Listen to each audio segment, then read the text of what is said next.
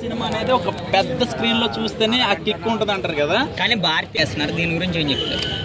Social మీడియాను ఇవన్నీ పట్టించుకోరండి. అక్కడ ఏంటంటే పెద్ద సినిమా, పెద్ద బడ్జెట్ సినిమా. భారతీయులు లాంటి సినిమాలు 3 ఫ్లాప్ అయినా శంకర్ గారి బ్రాండ్ అనేది తగ్గదు కదా. సో ఆయనతో సినిమాలు తీయడం మానేరు కదా. మీకు ఒకసారి చూడండి, పాన్ ఇండియా మూవీ సినిమాలన్నింటికి కూడా ఫస్ట్ పునాదేసింది మన శంకర్ గారే. అంత గ్రాఫిక్స్ కానీ లేదంటే టెక్నాలజీ ఒక 20 సంవత్సరాల క్రితం కూడా జీన్స్ సినిమా కానీ లేకపోతే అంతకుముందు సినిమాలు కూడా ఎంత టెక్నాలజీగా తీసారని మనం చూసాము. కానీ ఇప్పుడు వేరియేషన్స్ మనం గేమ్ చేంజర్లో చూడబోతున్నాము.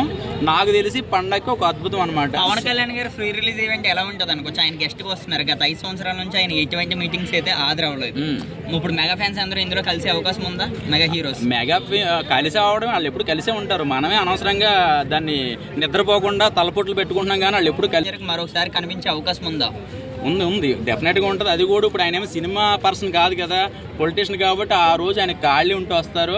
అక్కడ ఎక్కడైనా ఏదైనా సముద్రంలో ఏదైనా షిప్ కానీ ఏదైనా చిన్న ఫోన్ వచ్చిందంటే వెళ్ళిపోతారండి మళ్ళీ అక్కడి నుంచి.